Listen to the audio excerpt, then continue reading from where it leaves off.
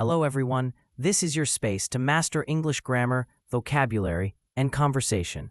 Let's begin day 1. Introduction to English Basics 1. Learn basic words English Telugu meaning. I, nenu. You, nuvu. He, atanu. She, ame. It, adi. We, memu. They, water. This, idi. That, adi. What, emi. Who, evaru. Where, ekkada. When, eppuru. Yes, avanu. No, kadu. Thank you. Dhanyavado.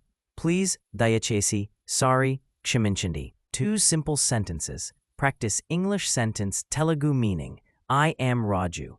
Nenu Raju. You are my friend. Nuvu na snehitudu. She is a girl. Ame oka ammai. He is a boy. Atanu oka abbai. This is my book. Idi na pustakam. That is my house. Adi na illu. Thank you. Dhanyavadalu. 3. Grammar focus. B. Verbs. Subject helping verb example. I am. Raju. You, we, they are. You are my friend. He, she, it is. He is a boy.